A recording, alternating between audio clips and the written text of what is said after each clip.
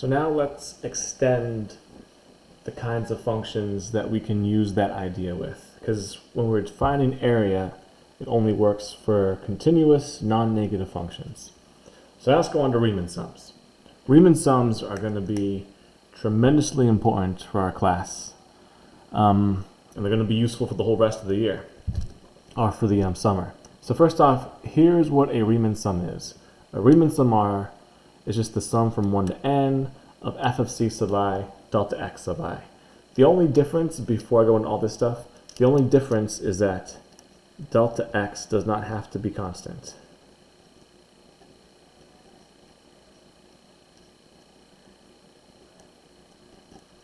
So it's okay for your rectangle's base lengths to not all be the exact same for a Riemann sum.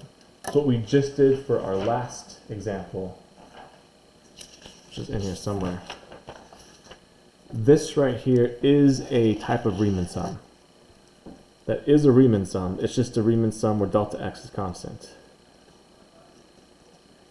But all you need in order to be a Riemann sum is the sum of some function times the change in the variable. So when you're trying to see if a sum is a Riemann sum, you're looking for some function times the change in the variable. Now to get more specific with our definition, this is the Riemann sum for f, where f, by the way, is any function defined on AB. This means that it's okay to be negative. You can be negative now. You can also have discontinuities. There is no need to be continuous.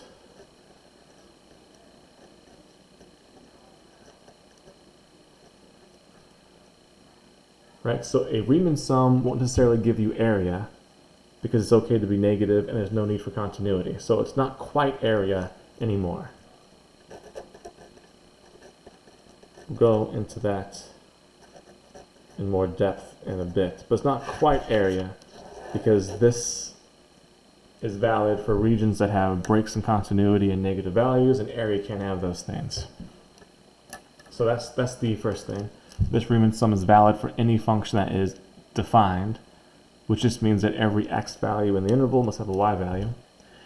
It's also determined by two sets P and S. P is the partition of your interval into n subintervals. All that means is P is how you break up your interval. For example, let's say we had the interval from like -2 to 10. Well, P could be any way that you break this up into n pieces. So maybe P goes from -2 to 1, and then from 1 to 2, and then from 2 to 8, and then from 8 to 10. Right, so in this case, you're breaking your region up into 1, 2, 3, 4 rectangles. Delta x is different for all of them. Delta x1 is 3, delta x2 is 1, delta x sub 3 is 6, and delta x sub 4 is 2. Because delta x sub I tells you how wide that subinterval is. So this is the partition. The partition is how you choose to break up your region into n rectangles. S is how you choose the heights. S is the set of all c sub i's. So for our last example, we use the right endpoint, but it could be any point. It could be a mixture of left points, right points, midpoints. It could be anything. You just need some point for the height. But this is still rectangles. This is still height. This is still base. This is still the sums of rectangles. It's just now some rectangles might have negative values, so it's not quite area anymore. So Riemann sums are kind of a more general expression because they allow more functions to be worked with, and they allow for more ways to break up your region into rectangles. So what does this mean for us? Well, Riemann sums are the basis for the definite integral, which is really what the second half of calculus is all about.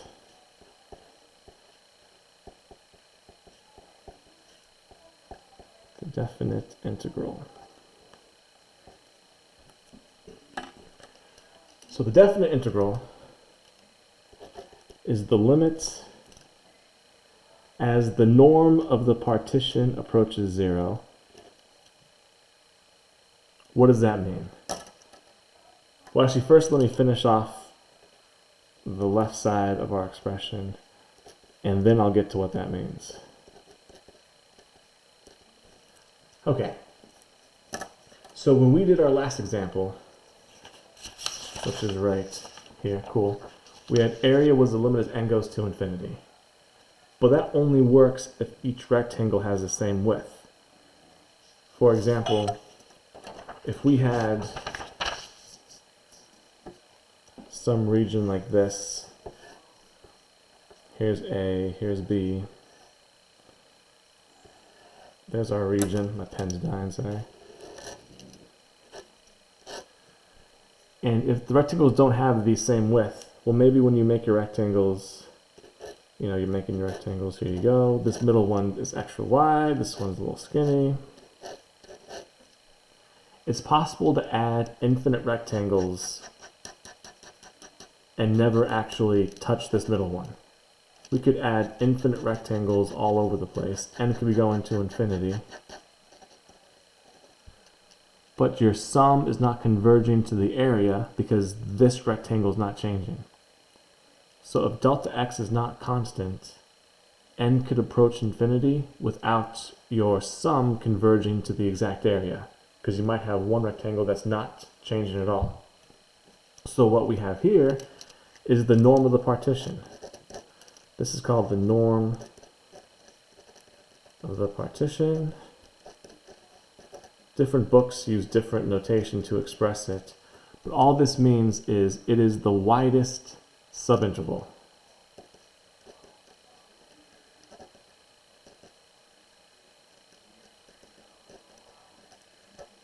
So your widest subinterval has to be approaching 0. So in other words, if I was to draw out a region again, there we go. Let's say that first I have my rectangles like this. So here's the widest subinterval. So I need this rectangle's width to approach 0. So this one has to shrink. So we just cut it into smaller pieces. And eventually, this one is going to be the widest. So then that one has to shrink. And you pretty much just go to the widest rectangle and just shrink it. And if you keep doing that, eventually all of your rectangles will approach 0 for their width. And if each rectangle is approaching 0 for its width, then that means that n is going to infinity. The converse is not true. N going to infinity does not mean that the norm is going to 0, but this works. If your widest rectangle is approaching 0 for its width, then you must have infinite rectangles. And what this equals is the integral from a to b of f of x dx. These two expressions mean the exact same thing. It's just that one looks a whole lot nicer.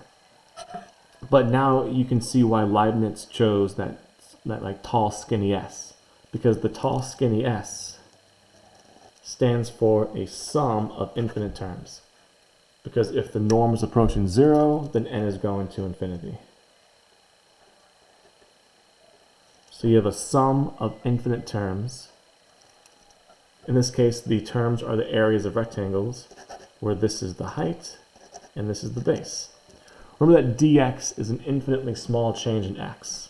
So as you have infinite rectangles, the change in x approaches 0. So you get the smallest possible change. Everything in here is somewhere in there. Like the delta x turns into dx, f of c sub I is f of x. The limit of the sum is that tall skinny s. A and b are in both of those, and here they're just explicit. So this is the much nicer form. The integral from a to b of f of x dx. So what does this mean? Because it's not necessarily area, since your function might be negative. because this is true for any function f of x that is defined. You don't need continuity. So one way to think of this is that this is signed area.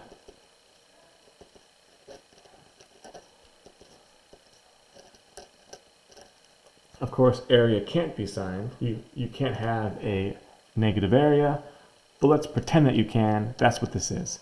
The definite integral is just like area, only sometimes it's negative. So like if you have a function, here's a, here's b, like here's our function. So the definite integral gives you the amount of space between the curve and the x-axis.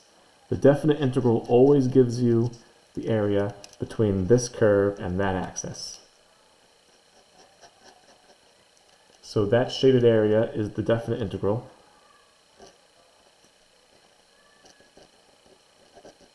Which again is always the area between the curve and the axis. And if you are above the x-axis, then it counts as positive. If you are below the x-axis, then it counts as negative.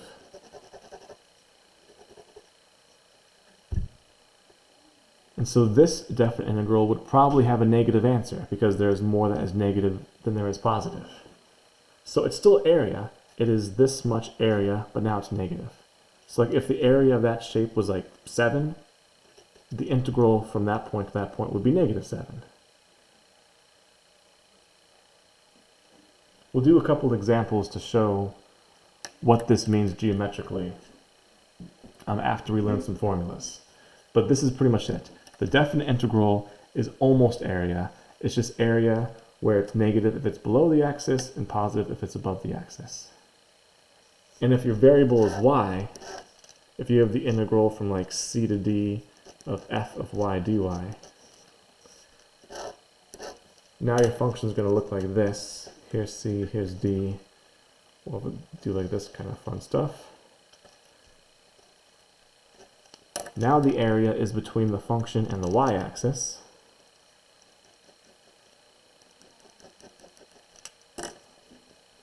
And for y, if you are to the right of the axis, you're positive. If you're to the left of the axis, you're negative. So it still gives area, but where some is positive and some is negative. And again, I can't stress this enough. The area is always between that function and that axis. Okay, now let's check out some formulas and do some examples.